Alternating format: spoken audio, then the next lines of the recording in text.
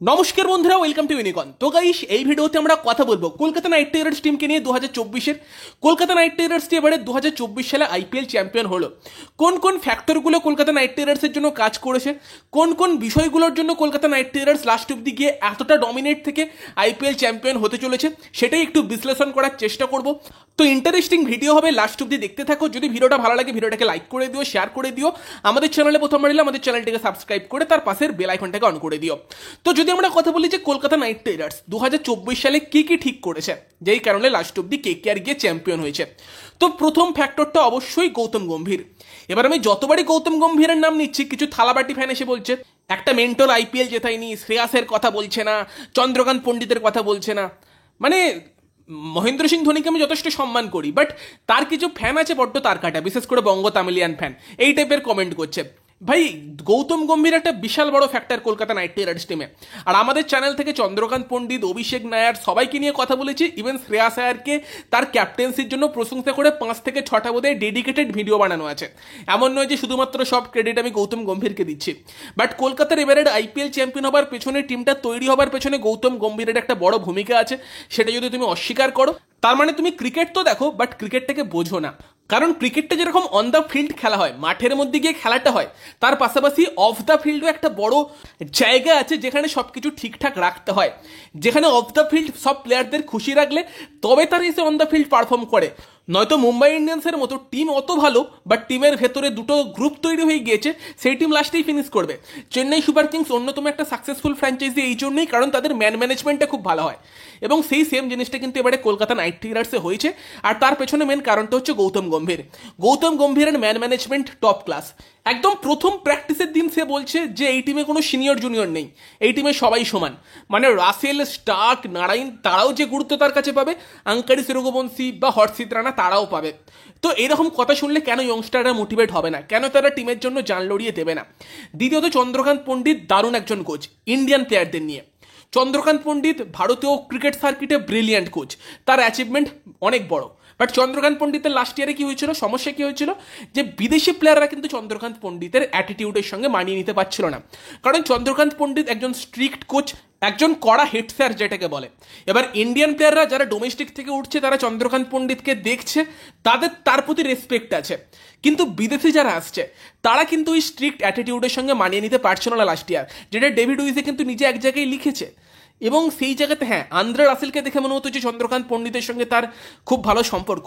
তবে বাকি বিদেশিদের কিন্তু লাস্ট ইয়ার চন্দ্রকান্ত পণ্ডিতের কোচিং নিয়ে প্রশ্ন ছিল যে আমরা কি খেলা জানি না, আমরা এত বিদেশের এত লিগ থেকে খেলে আসছি এবং আমাদেরকে এখানে খেলা শেখাচ্ছে, আমরা কোনটা ঠিক কোনটা ভুল বুঝি না, এই টাইপেরই কিন্তু একটা লেখা ডেভিড উইজি লিখেছিল। এবং সেই জায়গাতে কিন্তু এই বছর গৌতম গম্ভীর এসে সেই জায়গাতে কিন্তু বিদেশি প্লেয়ার তাদের ইগোটাকে ম্যানেজ করেছে, সবাইকে সমান চোখে দেখেছে। এবং সেখানে বিদেশি প্লেয়ার বা ইন্ডিয়ান প্লেয়ার কেউ কিন্তু এই টিমে কারোর ওপর রেগে ছিল না, প্রত্যেকে টিমের জন্য খেলেছে। এবং গম্ভীর আশায় কিন্তু চন্দ্রকান্ত পণ্ডিতের অ্যাটিটিউডও অনেকটা চেঞ্জ হয়েছে বলে শোনা গিয়েছিল। তো এগুলো অফ দ্য ফিল্ড ব্যাপার, যেইগুলো কিন্তু অনেক বেশি ইম্প্যাক্ট রাখে। টিমের প্রত্যেকটা প্লেয়ারকে যদি খুশি রাখা যায়, তারা কিন্তু এসে মাঠে পারফর্ম করবে। স্ট্র্যাটেজি সাজানোর থেকেও বড় একটা ব্যাপার হয় ম্যানেজমেন্ট প্লেয়ারদের থেকে 100% বার করার জন্য। এবং সেই জিনিসটা এবারে গৌতম গম্ভীর প্রথমত খুব ভালো করেছে। দ্বিতীয়ত যদি দেখো, মিচেল স্টার্ক অকশানের সব থেকে বড় বাই ছিল। গৌতম গম্ভীর ওই রিস্কটা নিয়েছিল, হয়তো অন্য কেউ থাকলে ওই রিস্কটা নিত না, এবং নিয়েছিল বলেই রিওয়ার্ড পেয়েছে। লাস্ট অব্দি মিচেল স্টার্ক সব থেকে গুরুত্বপূর্ণ 2টো ম্যাচ জিতিয়ে চলে গিয়েছে। এবার কলকাতার এই টিমটা সাফল্যের পেছনে আরও একটা কারণ হচ্ছে যে একদম একটা সেটেলড প্লেয়িং 11, এমন একটা প্লেয়িং 11 যেখানে কিন্তু খুব বেশি চেঞ্জ হয়নি। আর এই জিনিসটা কিন্তু লক্ষ্য করে দেখবে, যে টিম চ্যাম্পিয়ন হয় তাদের টিমে কিন্তু খুব বেশি পরিবর্তন হয় না। যে একটা প্লেয়ার 2টো ম্যাচ খারাপ খেললো বলে তাকে বসিয়ে দিয়ে অন্য একজনকে ট্রাই করা, আবার সে খেলতে পারছে না অন্য একজনকে ট্রাই করা করে লাস্টে গিয়ে আবার সেই প্রথমে যে প্লেয়ারটাকে সুযোগ দেওয়া ছিল তাকেই ফিরিয়ে আনা, সেই জিনিসটা কিন্তু অনেক টিমে করে থাকে। বাট গৌতম গম্ভীর কিন্তু প্রথম থেকেই একটা সেটেলড 11 খেলিয়ে গেছে। সময় সময় চেঞ্জ হয়েছে কিছু কিছু, বাট টিমটা কিন্তু একদম প্রথম থেকে সেটেলড ছিল। কারণ একটা জিনিস ঠিক, যে তোমার যেটা স্ট্রংগেস্ট 11 সেটাই সব থেকে বেস্ট 11, তারাই তোমাকে ম্যাচ জিতাতে পারে। এবার যদি কোনো প্লেয়ার একদমই অফ ফর্মে যায়, চেঞ্জ করো, তবে তোমার টিমের স্ট্রংগেস্ট প্লেইং 11 সেটাই যেটা তুমি আগে থেকে ভেবে রেখেছো যে এই প্লেয়ারগুলোকে আমাকে ম্যাচ জেতাতে পারে। তাদের যদি 2টো ম্যাচ খারাপ যায়, তাদেরকে ড্রপ না করে তাদেরকে ব্যাক করো। এবং সেটাই দেখো, কলকাতা নাইট রাইডার্স কিন্তু আই থিঙ্ক একমাত্র টিম যাদের 4টে বিদেশি প্লেয়ার প্রথম থেকে সেটেলড ছিল। মানে 4টে বিদেশিই খেলেছে মেনলি। একটা ম্যাচে স্টার্কের চোট ছিল বা অফ ফর্ম ছিল, সেখানে চামের এসেছিল, আর বাকি লাস্টে সল্ট অ্যাভেলেবেল ছিল না বলে গুরবাস এসেছিল। বাকি কিন্তু প্রথম থেকেই 4টে বিদেশি প্লেয়ার কলকাতার একদম সেট আছে, যেটা কিন্তু অন্য কোনো টিমে ছিল না। যদি হায়দ্রাবাদকে দেখো, কামিন্স, হেড, ক্লাসেন তো ঠিক ছিল, আর একটা বিদেশি নিয়ে তারা স্ট্রাগল করেছে। সেম চেন্নাইও অনেকগুলো বিদেশি প্লেয়ারকে ইউজ করেছে। রাজস্থানের কাছেও জস বাটলার, সিমরন হেটমায়ার এবং ট্রেন্ট বোল্ট সেট ছিল, বাকি একটা বিদেশির জায়গা নিয়ে তারা স্ট্রাগল করেছে। সেই জায়গাতে কিন্তু অবশ্যই কলকাতা যে এরকম একটা সেটেল টিম নিয়ে রেখেছিল, বিদেশি প্লেয়ারদের নিয়েও ভাবতে হয়নি, সব কিছু একদম প্রথম থেকেই ঠিক ছিল যে যারা সুযোগ পেয়েছে তারা সুযোগ পেতে থাকবে, খুব খারাপ না করলে, এবং তাদেরকে ব্যাক করা হবে। প্লেয়াররাও কিন্তু এই টাইপের কথা শুনলে মোটিভেট হয়েছে। ভেঙ্কটেশ আয়ার কোয়ালিফায়ার 1-এর পর কি বলছিল, যে আমাদের বলা হয়েছে যে তোমাদের পারফরমেন্স থেকে তোমাদেরকে জাজ করা হবে না, তোমরা ফিল্ডের মধ্যে কি অ্যাটিটিউড দেখাচ্ছ সেটা দেখে জাজ করা হবে। মানে তোমার যদি মনে হয় যে এখানে গিয়ে মারা দরকার, তুমি মারতে গিয়ে শূন্য করেও আউট হয়ে গেলে, সেখানে তোমার ওই শূন্য রানটা নিয়ে তোমাকে জাজ করা হবে না, তোমার ইন্টেন্টে দেখা হবে যে তুমি মেরে খেলতে গিয়ে আউট হয়েছো।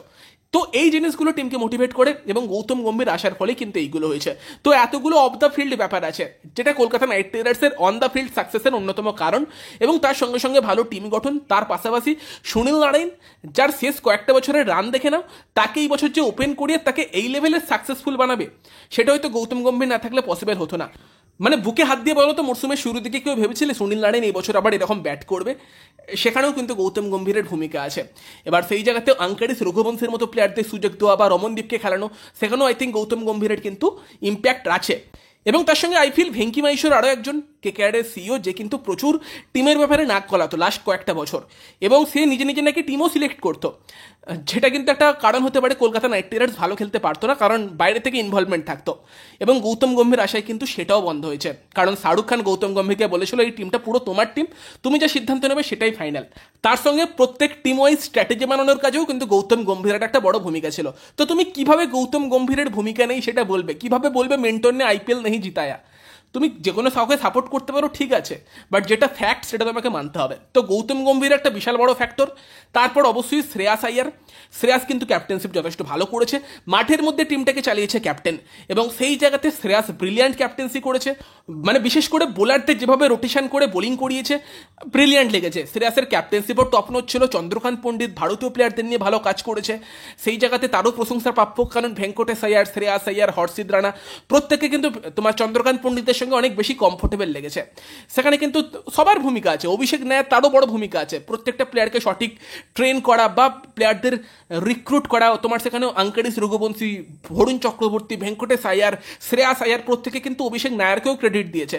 ভরত তরুণ যেভাবে ইয়ং প্লেয়ারদের নিয়ে কাজ করেছে, হর্ষিত বৈভবদের নিয়ে, তার সঙ্গে রায়ান টেন্ডুলকারকে প্রথম দিকে ফিল্ডিং খারাপ হচ্ছিল, সেখান থেকে দারুণ একটা ফিল্ডিং ইউনিট বানানো টিমকে। কাল ক্রো যে কিন্তু মানে সুনীল নারায়ণ, বরুণ চক্রবর্তীর সঙ্গে কাজ করে। তো সব মিলিয়ে কিন্তু কলকাতা নাইট রাইডার্সের প্রত্যেকের ভূমিকা আছে, এবং দেন অবভিয়াসলি প্লেয়ারদের। সেইখানে সুনীল নারায়ণ আনবিলিভেবল সিজন গিয়েছে। ওরকম যদি সিজন একটা প্লেয়ারের চায় যে ব্যাটে বলে দুই জায়গাতেই আনস্টপেবল, সে কিন্তু একটা টিমকে প্লে অফে নিয়ে যাবার ক্ষমতা রাখে। সুনীল নারায়ণ সেই টাইপের সিজন তার গিয়েছে। সেম আন্দ্রে রাসেল, তার ফিটনেস সব থেকে বড় মানে প্রশংসার জায়গা ছিল এই বছর, যে ইনজিওর্ড হয়নি, প্রচুর ফিট ছিল, যেই কারণে কিন্তু তার থেকে আমরা সেরা লেভেলের ফিল্ডিংও দেখেছি, এবং এই লেভেলের বোলিং করেছে। তার ব্যাটিং আসেনি অতটা, বাট বোলিংয়ে কিন্তু ম্যাচ জিতিয়েছে। তো সেখানে রাসেল নারায়ণ, দুই ক্যারিবিয়ান তারকা যাদেরকে কেকেআর এত ভরসা করে, তারাও কিন্তু সঠিক সময়ে এসে ভরসার মর্যাদা রেখেছে। এবং তার সঙ্গে সঙ্গে ডেফিনেটলি ইন্ডিয়ান প্লেয়াররা যখন রমনদীপ সুযোগ পেয়েছে, ভীষণ ইম্প্যাক্টফুল কিছু ইনিংস খেলেছে। সেম ভেঙ্কটেশ আয়ার যখন সুযোগ পেয়েছে, দারুণ কিছু ইনিংস খেলেছে। আর সব থেকে বড় কথা, তারা কেউ কিন্তু নিজেদের কথা ভাবেনি, সবাই টিমের কথা ভেবেছে। ভেঙ্কটেশ একটা ম্যাচে ভালো খেলার পরও পরের ম্যাচে 8-এ ব্যাট করতে এসেছে হাসি মুখে। রিঙ্কু ব্যাট পায়নি, বাট তার খুশিটা দেখো। অনেকে বলতে পারে রিঙ্কুর তো ইগো হয়ে যেতে পারে যে রিঙ্কু সেভাবে সুযোগ পায়নি, বাট আইপিএল জেতার পর তার খুশিটা দেখেছো। তো এগুলোই ম্যান ম্যানেজমেন্ট। এবং তার সঙ্গে তোমার ইয়ং প্লেয়াররা, হর্ষিত রানার মতো প্লেয়ার, আঙ্কারিস, রঘুবংশীর মতো প্লেয়ার, বৈভব আরোরা, তারা কিন্তু যখনই সুযোগ পেয়েছে নিজের কাজ করে গিয়েছে। বরুণ চক্রবর্তীর ব্রিলিয়ান্ট সিজন গিয়েছে ওই পাঞ্জাব ম্যাচটার পর থেকে। তো সবগুলো পিস কিন্তু একদম পারফেক্ট বসেছে। এই কারণেই কলকাতা নাইট রাইডার্সের এবারের টিমটা কিন্তু আনস্টপেবল ছিল। এবং দেন লাস্টে এসে স্টার্কের ফর্মে ফেরা, জেসন রয়ের ছিটকে যাওয়া, সেই জায়গাতে ফিল সল্টের আসা, যেও কিন্তু টিমটাকে নিজের ফ্যামিলির মতো করে ভেবেছিল। সবাইয়ের একটাই লক্ষ্য ছিল যে লাস্ট অব্দি কলকাতাকে আইপিএল জেতানো। সেই জন্যই এই টিমটা এত সফল হয়েছে এবং সবাইয়ের মনে ওই লক্ষ্যটা ঢুকিয়ে দেবার পেছনে, একটা টিম গেম খেলানোর পেছনে যে সব থেকে বড় ভূমিকা রেখেছিল তার নামটা গৌতম গম্ভীর, সেটা নিয়ে কোনো সন্দেহ নেই। তো সেখানে তোমাদের মতামত জানিও যে কলকাতা নাইট রাইডার্সের এবারের টিমটার আর কি কি কারণ আছে বলে মনে হয় যে এত সাফল্য পেয়েছে। তোমাদের মতামত অবশ্যই জানিও। ভিডিওটা ভালো লাগলে ভিডিওটাকে লাইক করে দিও, শেয়ার করে দিও। আমাদের চ্যানেলে প্রথমবার এলে আমাদের চ্যানেলটাকে সাবস্ক্রাইব করে তার পাশের বেল আইকনটাকে অন করে দিও। তো চলো গাইস, সেই ভিডিওতে এই পর্যন্তই। Bye bye.